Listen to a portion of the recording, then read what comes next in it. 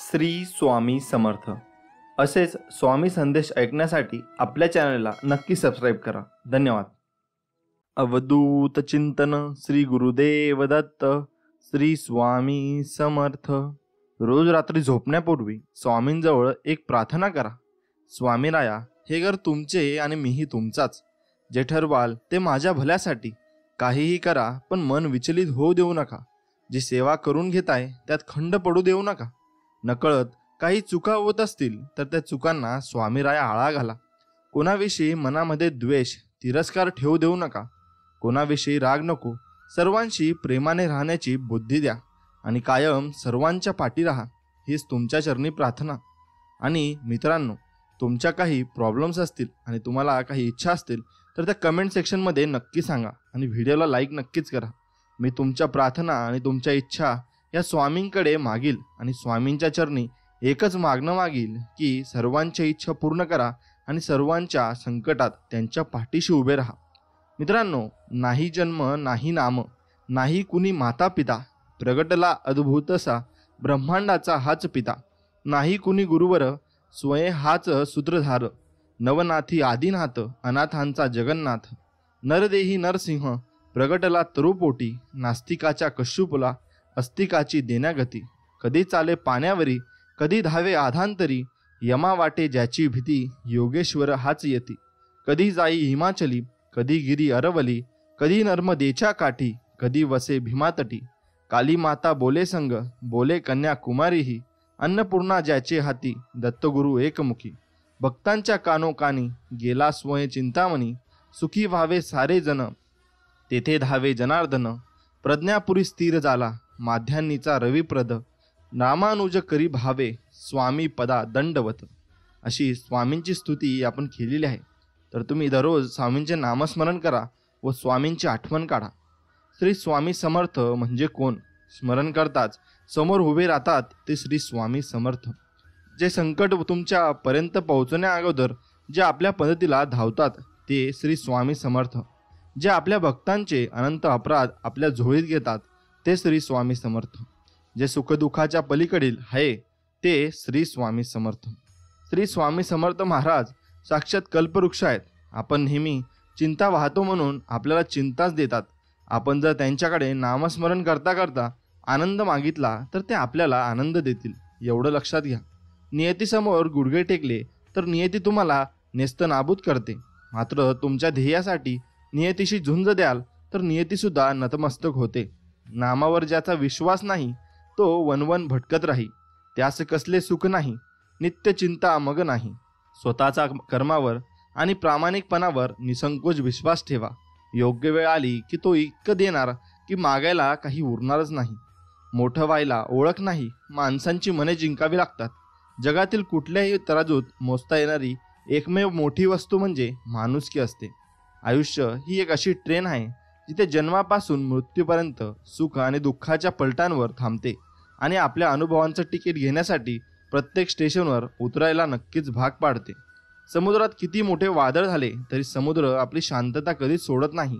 तसंच तुमच्या मनात कितीही वाईट विचारांचं वादळ सुरू असलं तरी तुमचं मन विचलित होऊ देऊ नका. लक्षात ठेवा, तुमचं मन विचलित झालं तर तुम्हाला काहीच मार्ग भेटणार नाही आणि परमेश्वरही तुमची साथ देणार नाही. परमेश्वराने दुसऱ्याला काय दिलं हे बघण्यात आपण इतके व्यस्त असतो की परमेश्वराने आपल्याला काय दिलं हे बघायला आपल्याकडे वेळच नसतो. म्हणून स्वतःकडे बघा.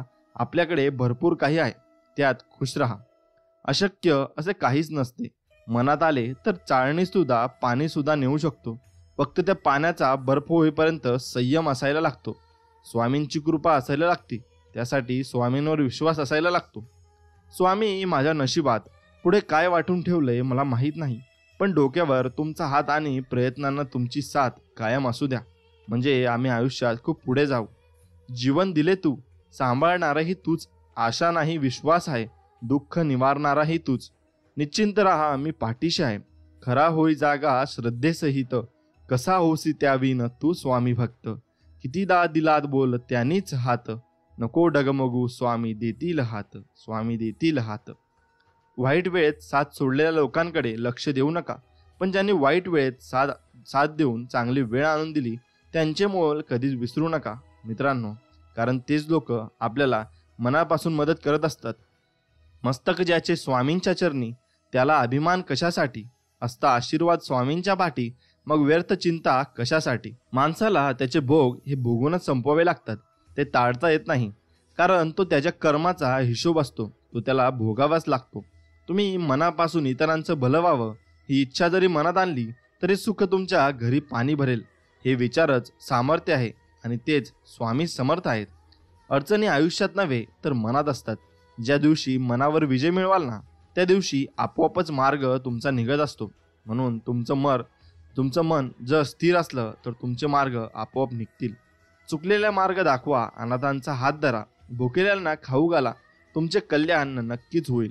कारण तुम्ही भुकेल्यांना खाऊ घातले म्हणजे तुम्ही ज्याला भूक लागली होती त्याला मनापासून अन्न दिले. लक्षात ठेवा, तुम्ही अन्नदान कराल तर तुम्हाला कधीच काही कमी पडणार नाही व तुमच्या घरी अन्नपूर्णा नेहमी वास करेल. देवाच्या शक्तीवर मनापासून विश्वास ठेवा.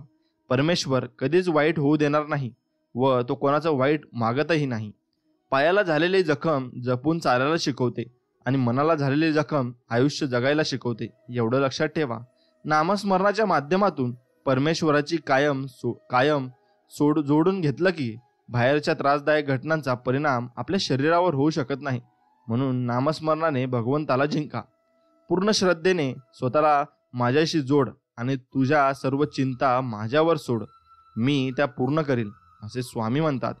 जैसी स्थिती आहे तैसा परी आहे, कौतुक तू पाहे संचितांचे, सकल भक्तांचा करीतो सांभाळ, तूच मोकलील ऐसे नाही. लक्षात ठेवा मित्रांनो, स्वामी आपल्या कायम पाठीशी आहेत. अडचणींच्या वेळी सगळ्यात मोठा आधार म्हणजे स्वतःवरचा विश्वास, जो मंद हास्य करत तुमच्या कानात प्रेमाने सांगत असतो, सगळं व्यवस्थित होईल, भिवू नकोस, मी तुझ्या पाठीशी आहे. हे समर्था, तू अनंत कोटी ब्रह्मांडाचा मालक आहेस. आम्ही तुझे बाळ आहोत.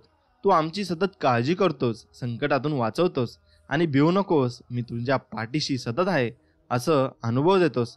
हे ब्रह्मांड नायक, तुला अनंत कोटी धन्यवाद, अनंत कोटी धन्यवाद. स्वामी समर्था, तुमच्या चरणी मस्तक ठेवितो.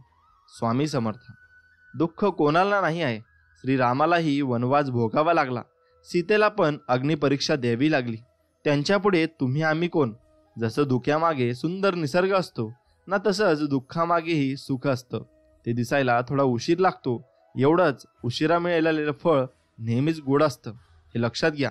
देवांवर श्रद्धा, विश्वास आणि प्रेम असेल ना तर देव तुम्हाला एकटं कधीच टाकणार नाही. एवढं लक्षात ठेवा. कायमस्वरूपी एकमेकांशी प्रेमाने राहा. श्री स्वामी सेवा करा. सर्वांची प्रेमाने राहा. सर्वांची मने जिंका. श्री स्वामी कार्यात मनापासून हातभार लावा. आपल्यामुळे कधी कोणाचे मन दुखावले जाणार नाही या गोष्टीची जाणीव ठेवा आणि पुढे चलत राहा. कडू गोळी कधी चावत नाही तर गिळली जाते. तसेच जीवनात अपमान, अपयश, धोका यांसारख्या कडू गोष्टी सगळ्या गिळाव्यात. त्याला चावत चघळत बसू नये. त्याला जेवढे चावत बसाल, आठवत राहाल तर जीवन आणखी कडू होत जाईल. एवढं लक्षात ठेवा. संगत, जीवन जगताना संगत ही खूप महत्त्वाची असते. बाभळीच्या झाडाशेजारी केळीचे झाड वाढले तर बाभळीच्या काट्याने त्यांची संपूर्ण पाने फाटून जातात. या उलट चंदनाच्या झाडाशेजारी लिंबाचे झाड वाढले तर लिंबाच्या गावाला चंदनाचा सुवास येतो. ज्याप्रमाणे रामाच्या सहवासात हनुमान धन्य झाला, श्रीकृष्णाच्या सहवासाने अर्जुन सर्वश्रेष्ठ योद्धा झाला. या उलट दुर्योधनाच्या सहवासाने भीष्म, कर्ण सर्वश्रेष्ठ असूनही त्याचा नाश झाला. आपण ज्याच्या सोबत राहतो त्याच्या विचारांचा, राहणीचा, वागणीचा अंमल हा आपल्यावर होत असतो. संगतीचे विचार श्रेष्ठ अथवा दूषित होतात. एवढं लक्षात ठेवा. ठेच ही लागलीच पाहिजे. मित्रांनो, आयुष्यात ठेचा लागल्याच पाहिजे. अक्षरशः रक्तबंबाळवाद इतक्या. कुणीतरी प्रचंड विश्वासघात केला पाहिजे. कुठेतरी फसवणूक झाली पाहिजे. जवळची माणसे तिराईतसारखी वागली पाहिजे. गरज असताना सोडून गेली पाहिजे. कुठल्या तरी क्षणी भीतीने गाळण व्हावी. सगळ्यांच्यात असून एकटेपणाची भावना यावी. एकाच वेळी सगळी संकटे यावेत आणि इतके की त्या क्षणी असं वाटावं की आता सगळं संपलंय. परिस्थितीसमोर गुडघे टेकायची वेळ यावी. कधीतरी घोर अपमान व्हावा. कुठेतरी स्वाभिमान दुखावला जावा. काही ठिकाणी तर त्याला घाण टाकण्याची वेळ यावी. कधीतरी कुणाच्या पाया पडायला लागावं. गरज नसताना सुद्धा कुणाची तरी हजार वेळा माफी मागायला लागावी. कित्येक रात्री या त्रासांनी निद्रेचा नाश व्हावा. रडून रडून डोळे सुजावेत इतका अफाट त्रास व्हावा. अक्षरशः सगळं सोडून जावं की काय असं वाटावं आणि मग बघावं या वेदनांपासून तावलून सुखालून निघाल्यावर उभं राहतं ते एक वेगळंच अजब रसायन, ज्याला कुणाच्या असण्या नसण्याच्या काही फरकच पडत नाही. तो जगतो फक्त आलात तर तुमच्याबरोबर, नाहीतर तुमच्याशिवाय, या एकाच तत्वावर. ज्याच्या कितीही विश्वासघात झाला, अपमान पदरी आला, फसवणूक झाली, तरी हारण्याच्या मागे हटण्याच्या विचारांना तो कधीच भीक घालत नाही. ज्याचा विश्वास असतो फक्त स्वतःच्या आणि तोच बिंबवून घेतो. साला कुछ भी होने दे मगर हम हटेंगे नहीं और हटने का भी नहीं. पण कसं आहे, एवढं सगळं होण्यासाठी आधी ठेचा लागावे लागतात. ठेच एक अनुभव, जीवनाचा एक अध्याय. एकाची समाप्ती तर दुसऱ्याचा अध्यायच आरंभ. त्यातूनच तर माणूस शिकत असतो जीवनाचं शहाणपण. देवाला आपण घाबरले नाही तरी चालेल, पण आपण आपल्या कर्मापासून घाबरून राहा. कारण शिव्या आणि ओवाळा, शाप किंवा आशीर्वाद, निंदा किंवा स्तुती, सुख किंवा दुःख, यापैकी जे आपण दुसऱ्याला देऊ ते न चुकता परत आपल्याकडे येणार. हा चैतन्य शक्तीचा स्वभावधर्म म्हणजेच निसर्गाचा नियम आहे. व या नियमाला देव पण चुकलेला नाही, एवढं लक्षात ठेवा. थंडीत कुळकुळत मंदिराबाहेर बसलेल्या भिकाऱ्याच्या हातावर एक रुपयाचा ठोकळा ठेवला. भिकारी हळूच म्हणला, देव तुझं भलं करो. मी म्हटलेही, बाबा तुम्ही तर रोज मंदिराच्या दाराशी आहात, देव तुम्हाला दिसला का कधी? आणि कधी देवाने तुमच्याकडे तुमचं भलं व्हायला प्रार्थना का नाही करत? तर तो सहज म्हणून गेला, जो माणूस माझ्या हातावर 1 रुपया देईल तोच माझ्यासाठी देव असतो. या बाकी दगडात देव गावसायला जगात श्रीमंत लोक आहेत की.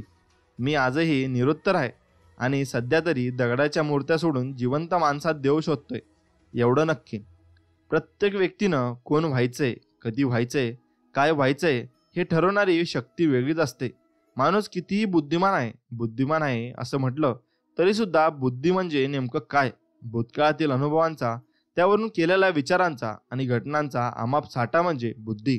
आणखीन एकाच मिनिटानंतर काय होणार आहे याचं ज्ञान बुद्धीजवळ नसतं. स्वतःचं भवितव्य घडवणं जर स्वतःच्या हातात असेल तर प्रत्येक व्यक्तीला त्याच्या आवडीचा व्यवसाय का मिळत नाही, छंद पुरे का करता येत नाही, स्वतःच्या मुलांना हवं ते वळण का लावता येत नाही? याचं कारण आपलं आयुष्य अगोदरच कुणीतरी आखलेलं असतं. सुधीर मोघे म्हणतात त्याचप्रमाणे रस्ते आपली दिशा आखतात, आपलं आपण फक्त चालत असतो. हेच खरं आहे मित्रांनो.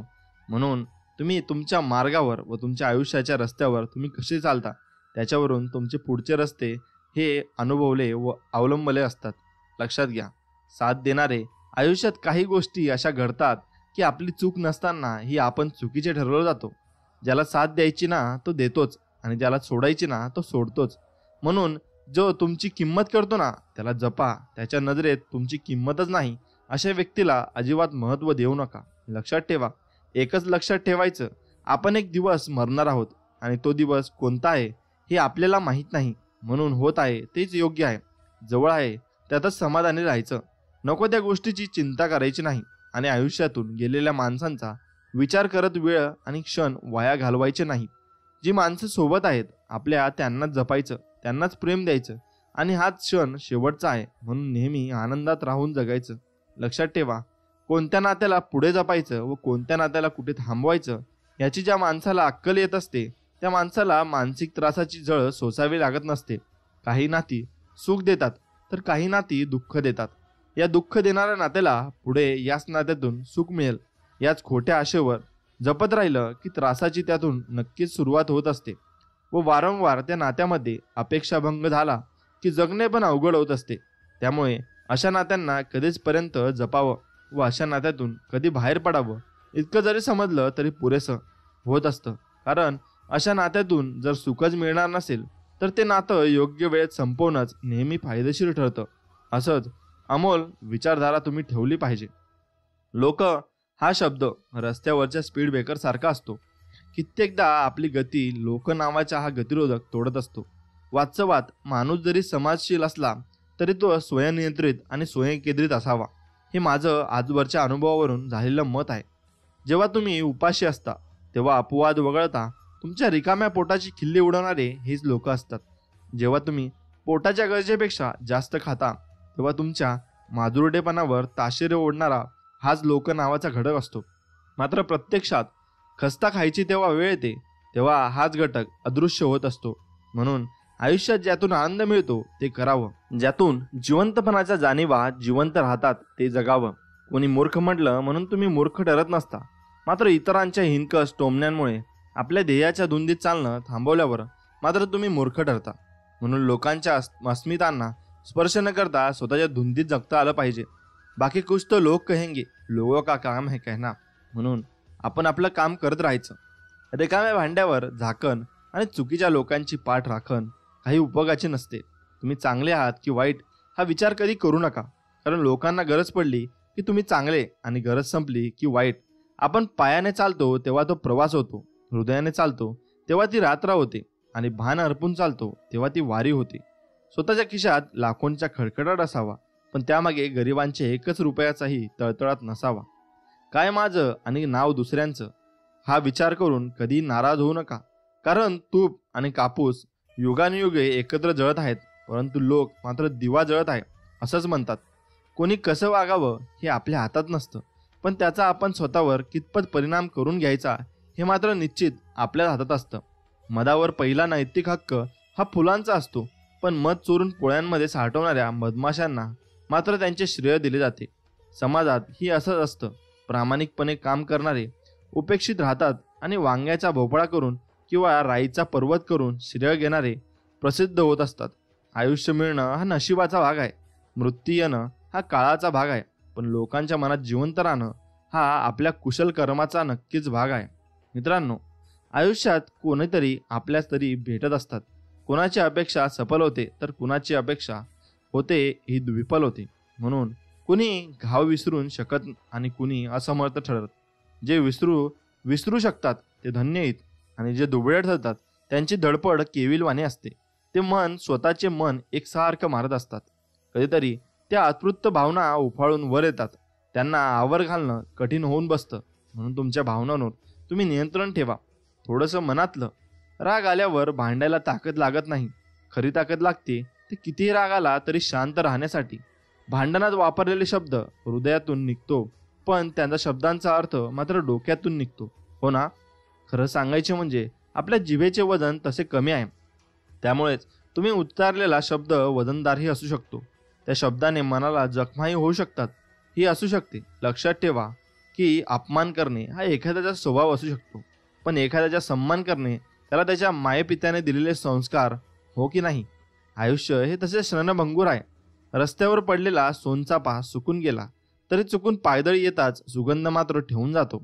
तसेच आपले आयुष्य आहे. आज आहे तर उद्याचा दिवस कसा हे मात्र विधात्याला ठावे नाही का? मग गर्व कशाचा या प्रश्नाचे उत्तर मात्र तुम्ही शोधा, म्हणजे चुकतंय कुठे हे कळेल. हे लक्षात घ्या. म्हणून तुम्ही कधी गर्व करू नका. गर्वाचे घर हे नेहमी खाली असते. स्वतःची किंमत करायला शिका. जीवनात आपण खूप वेळा पडतो, हरतो. कित्येक वेळा आपण घेतलेले निर्णय आपल्याला मातीत घेऊन जातात. त्यामुळे आपल्याला असे वाटू लागते की आपली काही किंमत नाही.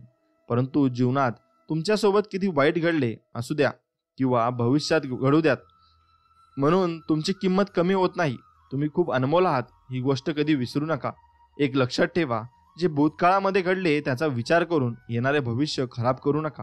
कारण आपल्याकडे खूप किमती गोष्ट आहे आणि ते म्हणजे आपले अनमोल जीवन. ते आनंदाने आणि सुखात नक्कीच जगा.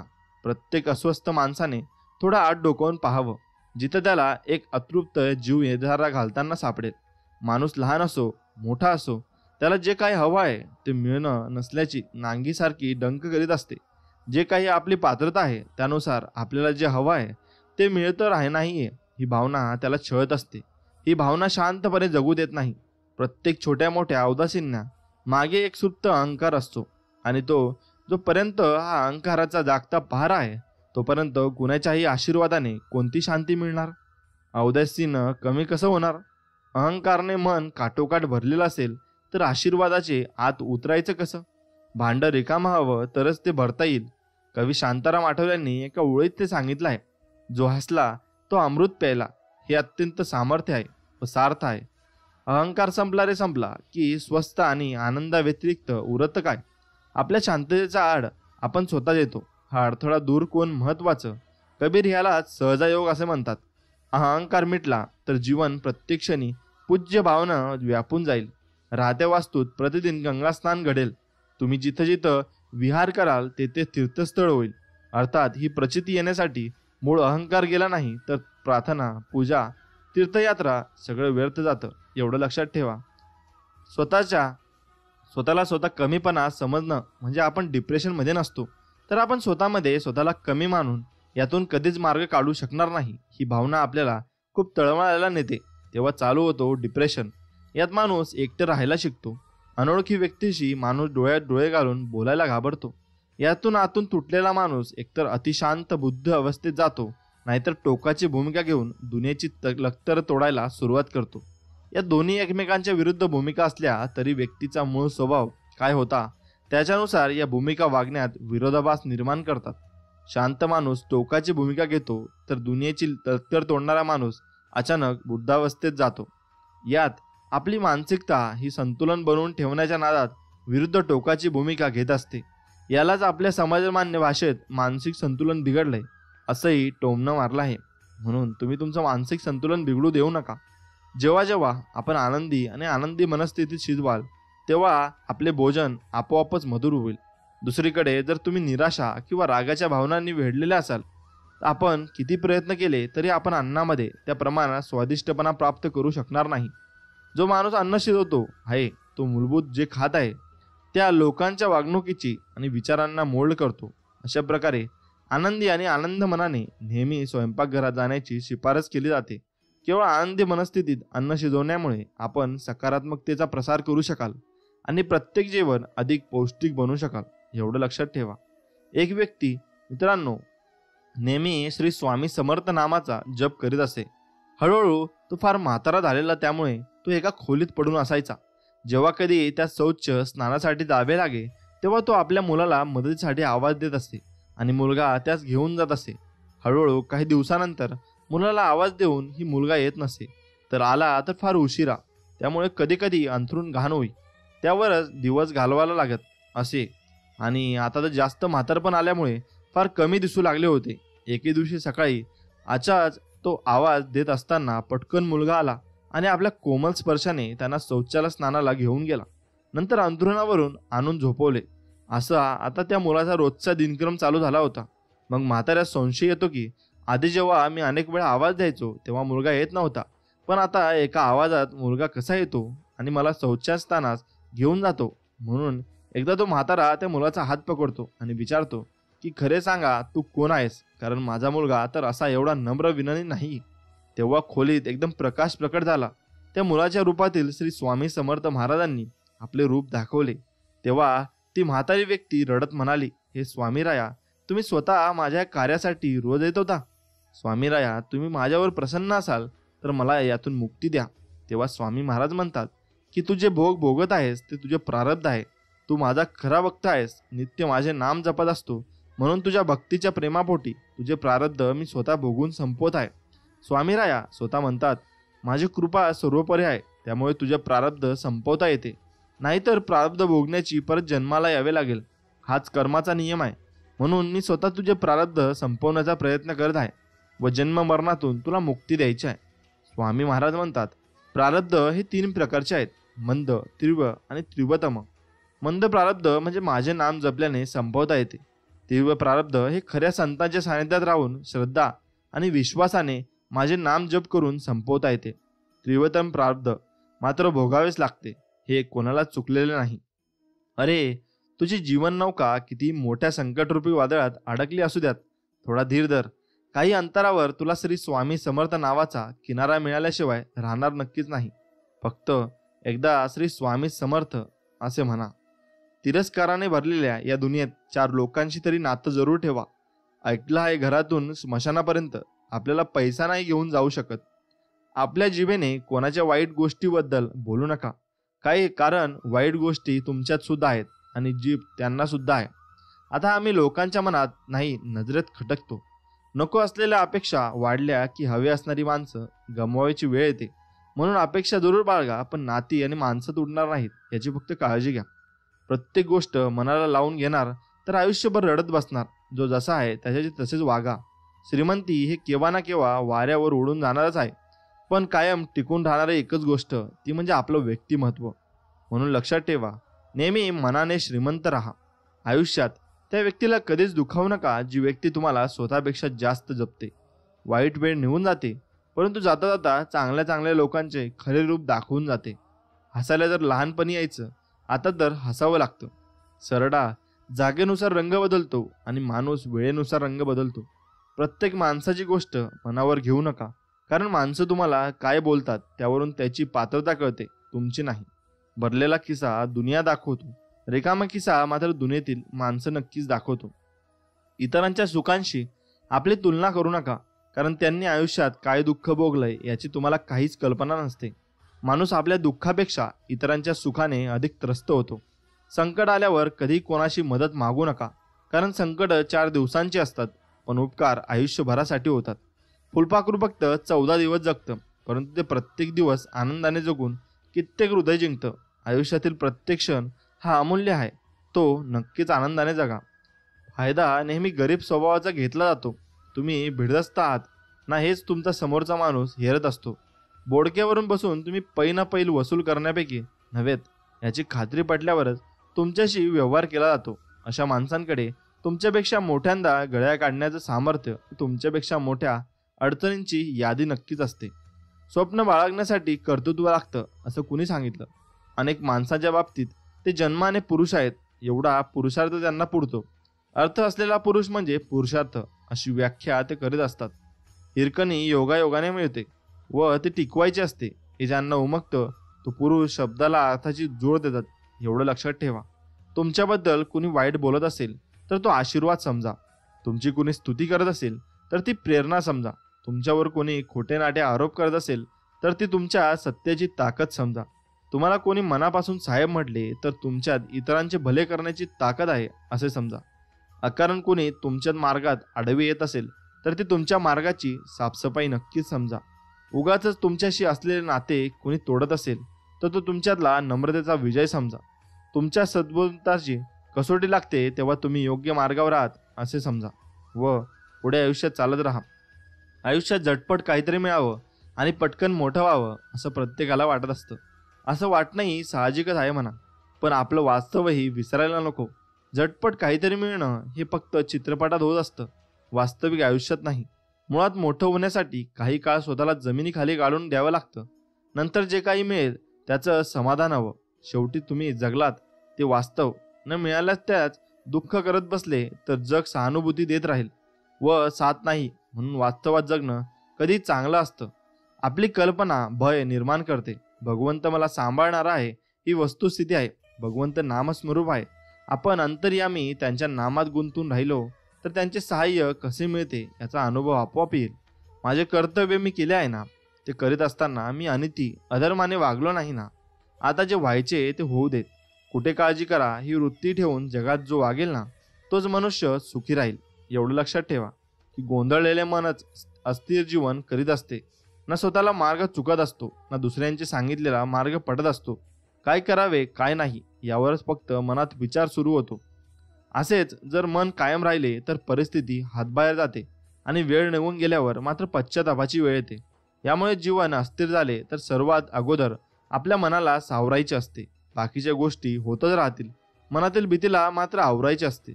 वेळ जशी येते तशीच निघून जाते, पण आलेली वेळ मात्र आपले कौशल्य पाहते. जर स्वतःला यातून सावरले तर त्या प्रसंगात आपण सुखरूप सुटत असतो व मनाला वेळीच स्थिर केले तर मोठ्यामधील मोठ्या संकटातूनही बाहेर पडण्याचा मार्ग भेटत असतो. कितीतरी असे क्षण येतात ज्यावेळी आपल्याला मन मोकळं करायचं असतं. मनात कसलाही भाव न ठेवता त्या भावना जशा तशा मांडायच्या असतात. पण कधी असं होतं की आपल्याला त्या भावना मोकळ्या मनाने मांडता येत नाही आणि कधीतरी असं होतं की भावना व्यक्त करण्याला समोर अशी व्यक्ती सापडत नाही. हीच अशी अनेक सुख दुःख घेऊन आपण शेवटच्या प्रवासाला निघतो आणि म्हणूनच तर वंपूच्या या ओळी मनाला स्पर्श करून जातात. जगाचा निरोप घेताना माणूस इथून काहीही नेऊन जाऊ शकत नाही यावर माझा विश्वास नाही. आयुष्यभर ठसठसत असलेली माणसं पण सांगता न येणारी असंख्य दुःख तो आपल्या बरोबर नेत असतो. माझी परमेश्वरावर अपार भक्ती आहे. त्याने निर्माण केलेली सृष्टी पहा. तिथं सगळं अमाप आहे, विराट आहे, प्रचंड आहे. इथं लहान काहीच नाही. एक माणूस पहा, केवढी विराट निर्मिती माणूस म्हणजे.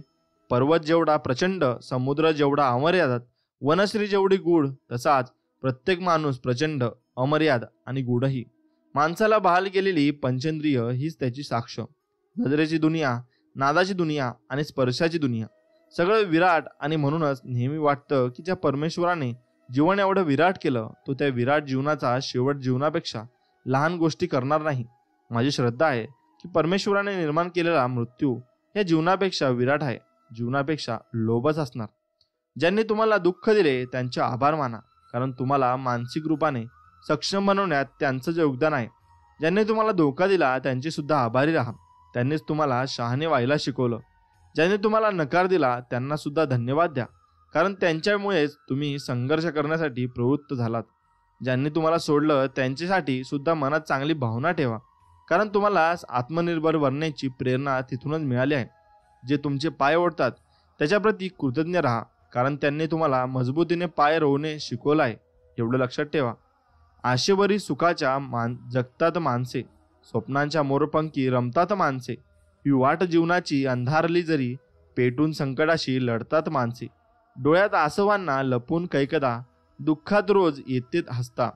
माणसे स्वार्थात रंगलेले बघ धुंद चेहरे, आखून डाव येथे नडतात माणसे. तोडून सर्व नाती छळतात माणसे, दुसऱ्यावरी सदाही जळतात माणसे. खोट्यावरी मुलामा देऊन कैकदा, गर्दीत माणसांचे सजतात माणसे. तोडून बंद सारे हृदयातले, असे शोधात या सुखाच्या पळतात माणसे आणि पळतात माणसे. सत्कर्म केलेल्या व्यक्तीला आधार शोधण्याची गरज नसते, कारण किती वाईट प्रसंग अशा व्यक्तीवर आल्यावर त्या व्यक्तीला आधारी नियती, निसर्ग आणि प्रकृती देत असते. अशी माणसं संकटात अडकतातही आणि त्यातून सुखरूप सुटतातही, व ही गोष्ट त्यांनी त्यांच्या जीवनात केलेल्या सत्कर्मामुळेच होत असते. त्यामुळेच कायमच कोणाची ना कोणाची मदत करावी. असे सत्कर्म केलेले कधीच वाया जात नसते. आज ना उद्या भविष्यात त्या केलेल्या सत्कर्माचे फळ आपल्याला चांगल्या स्वरूपात वाईट प्रसंगात किंवा संकटसमयी हे मिळतच असते. हे लक्षात ठेवा.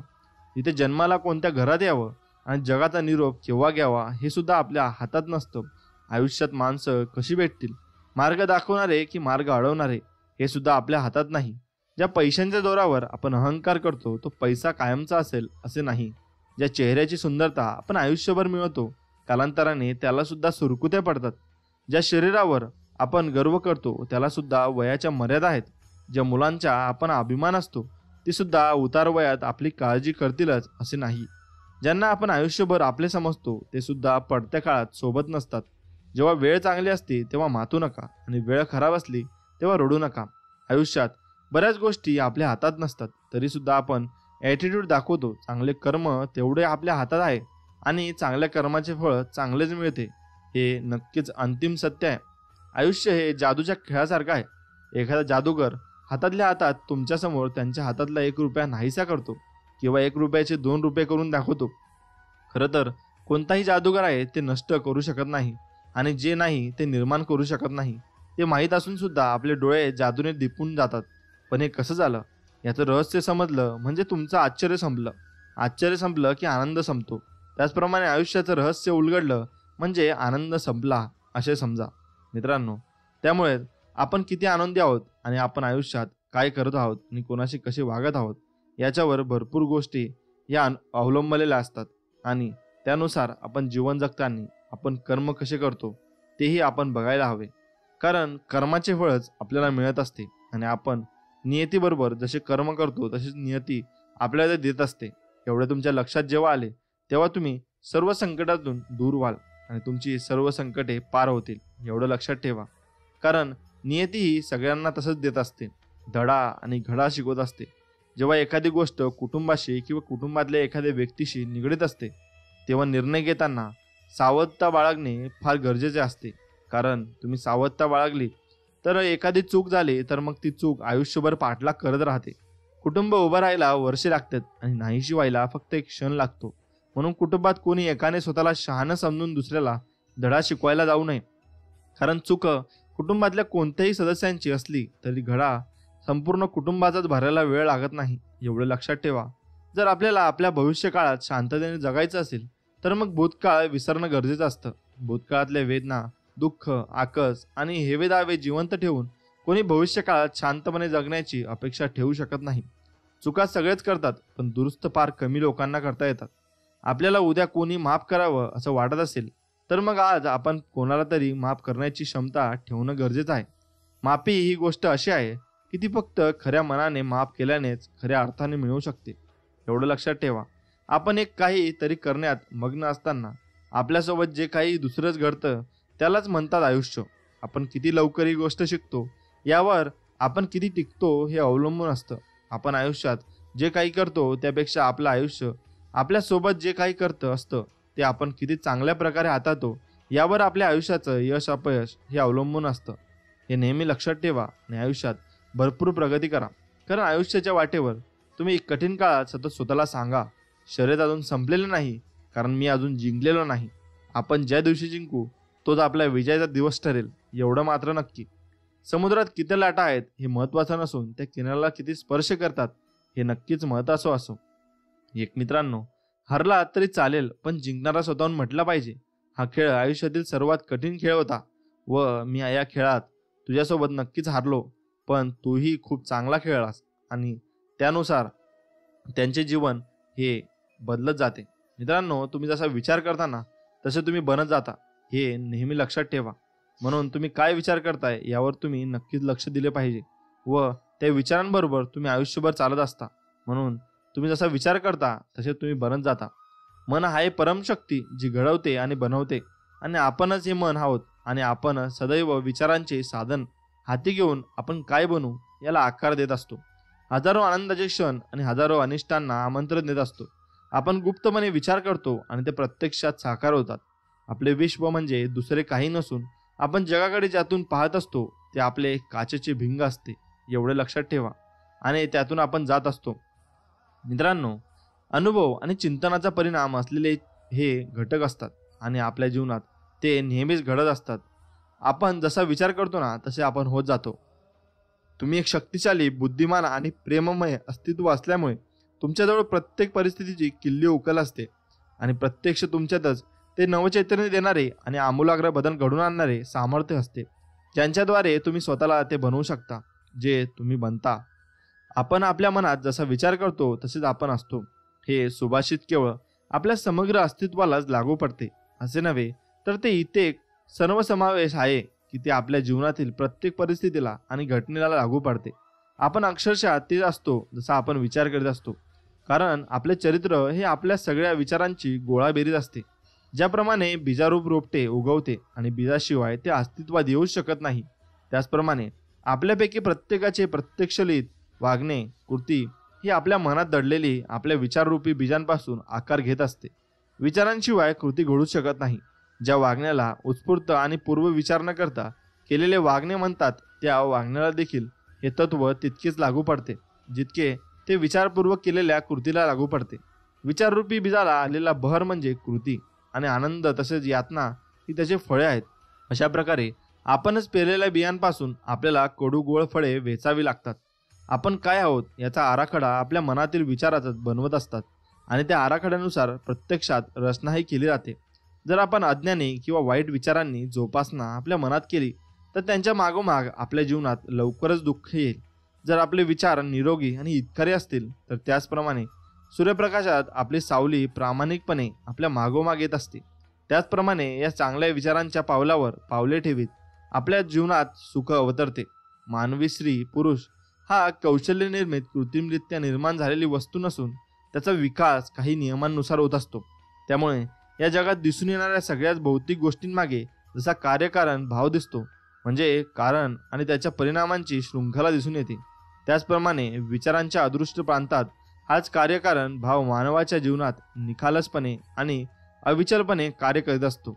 एखाद्याला लाभलेले उदात्त आणि ईश्वरीय चारित्र्य हे काही देवाचा कृपाप्रसाद नसतो किंवा ते योगायोगाने मिळत नसते, तर सतत योग्य विचार करण्याचा तो परिणाम असतो.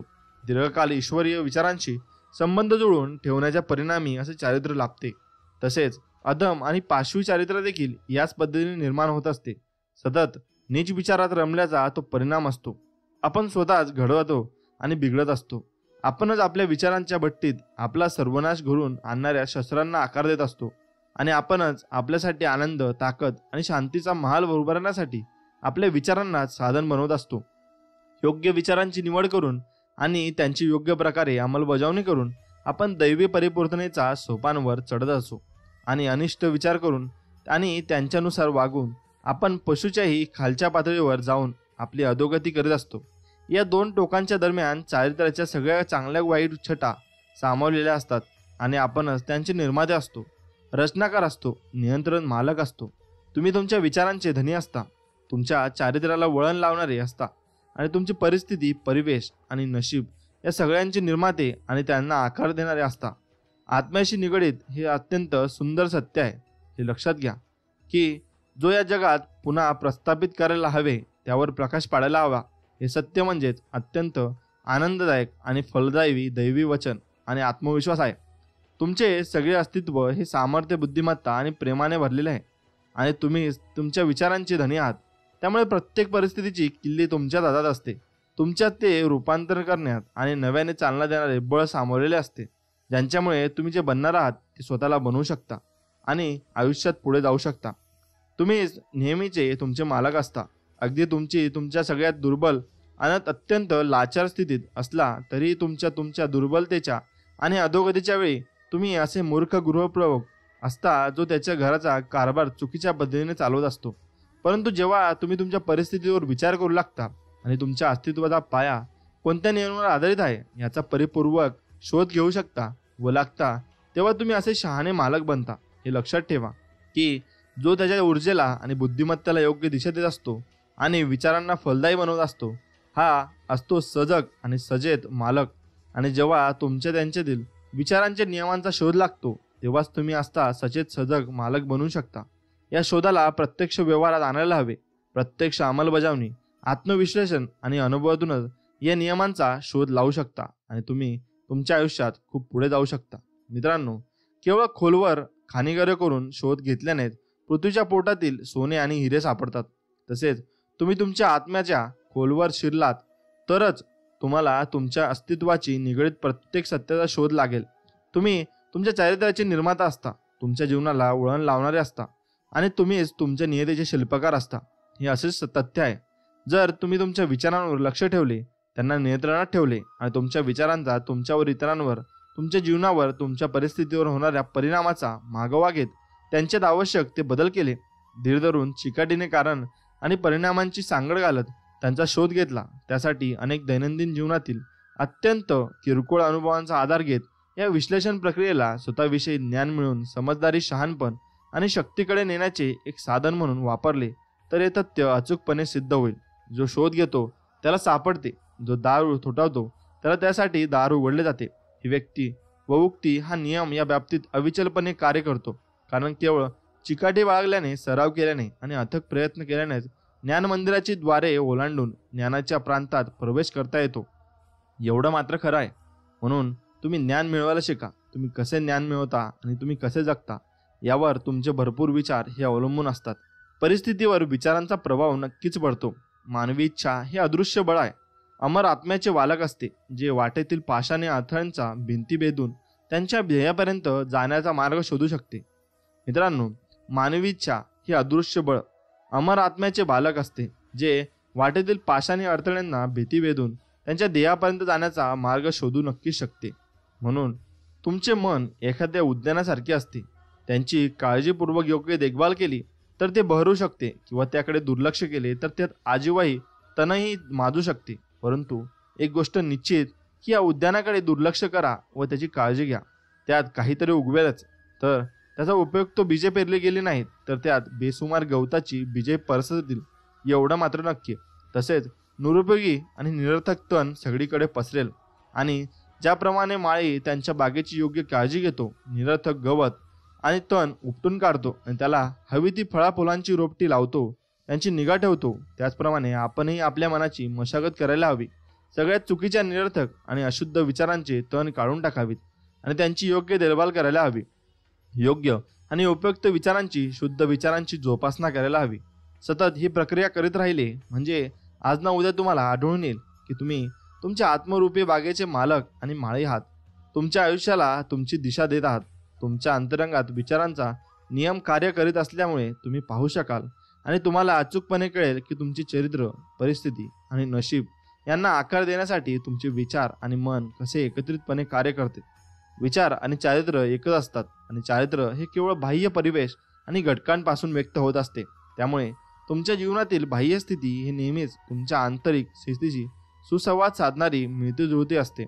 याचा अर्थ असा होतो नाही की एखाद्या विशिष्ट वेळी तुमची परिस्थिती, घटना तुमचे चारित्र्य कसे आहे हे सुचवतात, परंतु त्याचा अर्थ असा होतो की ही परिस्थिती किंवा घटना तुमच्या विचारांच्या एखाद्या महत्त्वपूर्ण घटनांशी इतक्या जवळून जोडल्या गेल्या आहेत की ज्या वेळेपुरत्या त्या घटना तुमच्या विकासासाठी अनिवार्य ठरतात. तुमच्या अस्तित्वाच्या नियमानुसार तुम्ही आज जिथे असायला हवे तिथेच तुम्ही असता. तुमच्या चारित्र्यात तुम्ही गुंफलेल्या विचारांनी तुम्हाला जिथे आणून पोहोचले आहे. तुमच्या जीवनात व्यवस्थेत काही योगायोगाने घडत नसते. जे घडत असते ते सगळे त्या नियमांच्या परिणामी घडत असते. जो कधीच चूक करीत नाही ते आपल्या परिस्थितीबाबत समाधानी आहेत. त्यांच्या बाबतीत ते तत्व जितके लागू पडते तितकेच त्या अशांच्याही बाबतीत लागू पडते. ज्यांना वाटत असते की आपली परिस्थिती आपल्याशी सुसंगत नाही, आपल्याशी ताळमेळ बसवत नाही. एक प्रगतशील आणि उन्नत जीव म्हणून तुम्ही आज नेमके तिथेच आहात जिथे तुम्हाला काही शिकवायचे आहे, विकसित व्हायचे आहे आणि तुमची परिस्थिती तुम्हाला शिकवू इच्छित असलेला स्वाभाविक आणि प्रामाणिक धडा आणि तुम्ही आत्मसात केला, शिकून घेतला म्हणजे ती परिस्थिती निघून जाते आणि तीच जागा नवीन परिस्थिती नक्कीच घेत असते. म्हणून तुम्ही काय शिकता आणि काय ऐकता यावर भरपूर गोष्टी ह्या अवलंबून असतात. जोपर्यंत तुम्ही असे समजता की तुम्ही बाह्य परिस्थितीच्या प्रभावाला बळी पडणारे प्राणी आहात तोपर्यंत तुम्हाला परिस्थितीचे तडाखे सहन करावे लागणार. परंतु जेव्हा तुम्हाला या गोष्टीची जाणीव होते की तुम्ही एक असहाय्य प्राणी नसून तुम्ही एक सर्जनशील शक्ती आहात आणि तुमच्या मनोभूमीत तपलेल्या त्या मातीला आणि बीजांना तुम्ही तुमच्या इच्छेनुसार आदेश देऊ शकता, त्यांच्यातून परिस्थितीचा उगम होत असतो, तेव्हा तुम्ही स्वतःवर स्वतःचा हक्क सांगणारे स्वतःचे मालक बनता.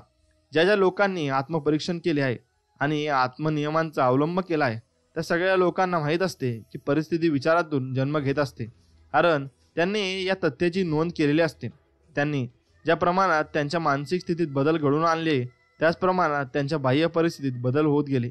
त्यामुळे हे सत्य आहे की तुम्ही तुमच्या चारित्र्यातील उणिवांवर, दोषांवर उपाययोजना केली की तुम्ही चपळाईने उल्लेखनीय प्रगती साधू शकता आणि अत्यंत वेगाने बदलांच्या एका शृंखलेतून पार पडता. आत्म्याने गुप्तमने त्यांच्यात ज्यांची उपासना केली आहे ते त्यांच्याकडे आकर्षित होते, ओढले जाते. त्यांचे ज्या ज्या बाबींवर प्रेम आहे त्या तशा त्यांच्याकडे ओढल्या जातात. त्याचप्रमाणे ज्यांनी ज्या ज्या बाबतीत भीती बाळगली आहे त्यांनी त्यांच्याकडे आकृष्ट होतात.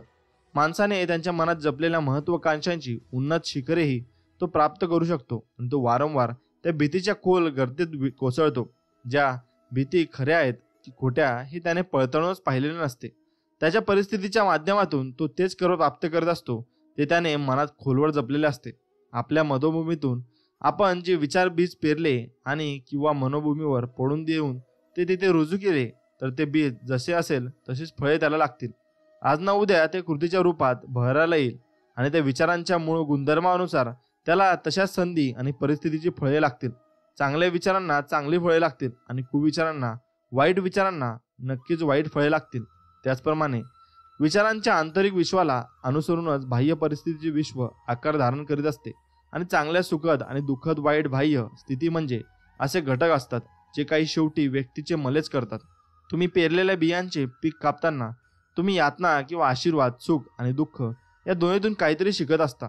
ज्या आंतरिक इच्छा, महत्त्वाकांक्षा आणि विचारांना तुम्ही स्वतःवर प्रभाव गाजू देता त्या शक्तिशाली विचारांना अनुसरून तुम्ही शेवटी त्यांच्या परिपूर्णतेपर्यंत, फलनिश्चितपर्यंत पोहोचता आणि ती फळे तुम्हाला मिळतात.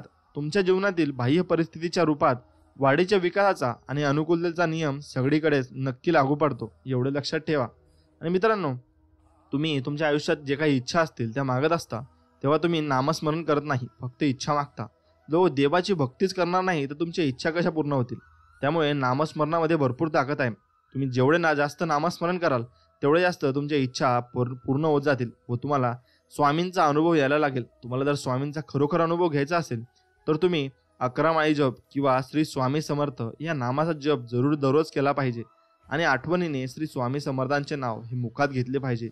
कारण नामस्मरणाचे अनुभव एवढे मोठे आहेत की ते मला सुद्धा आले आहेत आणि म्हणून मी तुम्हाला सांगत आहे की तुम्ही नामस्मरण करा, तुम्हालाही भरपूर अनुभव येतील.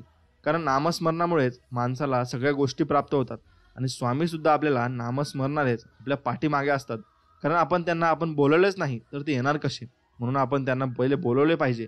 म्हणून नामस्मरण नक्कीच करा हे मी तुम्हाला सांगू इच्छितो. मित्रांनो, आजच्या व्हिडिओमध्ये इतकंच. भेटूया पुढच्या नवीन व्हिडिओमध्ये. तोपर्यंत जय श्रीराम, जय श्री हनुमान, श्री स्वामी समर्थ, जय जय स्वामी समर्थ. मित्रांनो, व्हिडिओला लाईक केलं नसेल तर लाईक करा. असे स्वामी संदेश आम्ही तुमच्यासाठी आणत राहू. धन्यवाद.